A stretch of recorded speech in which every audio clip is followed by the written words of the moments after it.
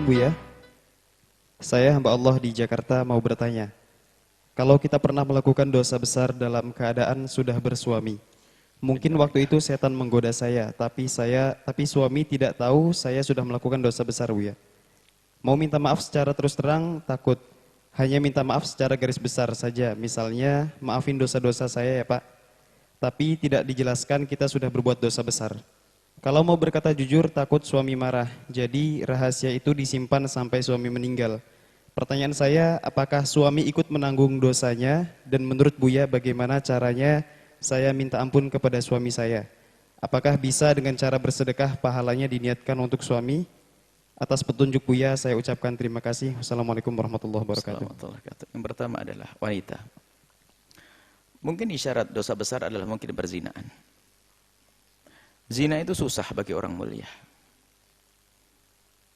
Tidak akan terjadi kecuali karena memang orang itu dalam kehinaan yang sesungguhnya.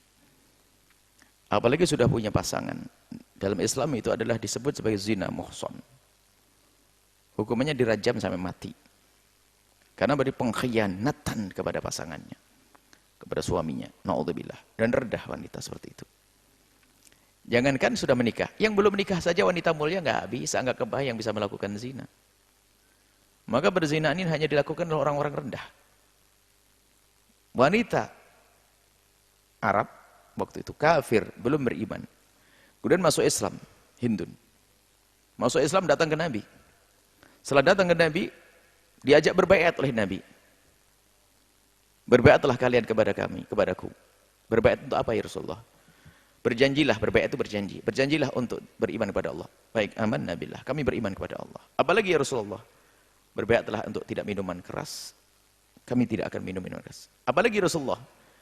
Berbaiatlah kalian wahai wanita untuk tidak mencuri. Baik, kami tidak akan mencuri. Apalagi Rasulullah? Berbaiklah kalian semua. Berbaiatlah, berjanjilah untuk tidak berzina.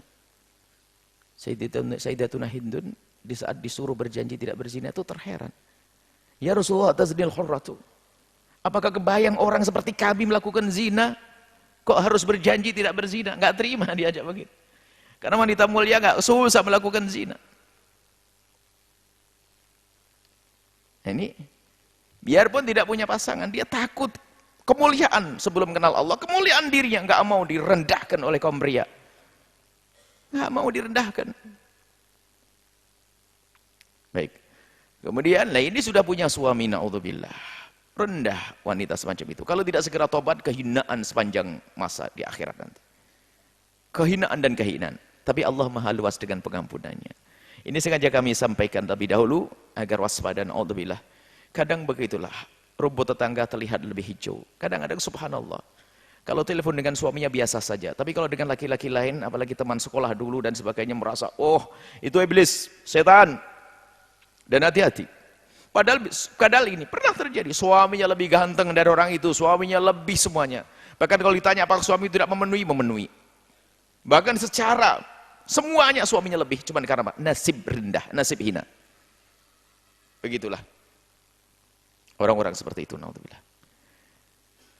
Akan tapi Allah maha luas dengan pengampunannya. Yang bertanya ingin tobat. Anggap saja ini zina. Saya buat contoh yang terberat zina. Lalu ingin tobat, subhanallah. Allah maha luas dengan pengampunnya, akan tapi yang serius tobat. Dan tobat itu bukan di lesan, tanyakan berapa kali menangis, menjerit di tengah malam kepada Allah. Bukan sekedar lesan, aku tobat, aku hijrah, aku tobat. Bukan itu, akan tapi penyesalan di dalam hati. Ada atau tidak? Penyesalan yang sesungguhnya di dalam hati Anda. Dan kami yakin Anda adalah orang yang menyesal. Dan Allah akan mengampuni. Lalu tobatnya gimana? Karena ini dosa Anda kepada Allah, cukup Anda dengan Allah. Tidak perlu suami dikasih tahu. Bahkan kalau Anda beritahu, Anda menghancurkan diri Anda sendiri. Nggak perlu bercerita kepada suami. Saya kan juga dosa kepada suami. Tidak, itu dosa kepada Allah. Terlebih dahulu urusanmu dengan Allah. Dengan suami nggak perlu bercerita, cukup tutup. Allah saja yang tahu. Selesai, ini harus paham makna ini. Ada wanita bodoh memohon maafnya dengan menyebutkan kehinaannya. Hari itulah hari kehancuran bagi dia. Siapapun punya aib dosa kepada Allah hendaknya ditutup, jangan ceritakan kepada siapapun. Hati-hati. Manusia susah memaafkan. Manusia hanya bisa memandang rendah saja. Hati-hati. Maka yang pernah kepleset dalam kehinaan seperti itu, jangan cerita pada siapa. Apalagi suami minta maaf. Istighfar kepada Allah, dan meniat mengabdi kepada suami lebih, layani lebih, tanda tobat. Selesai.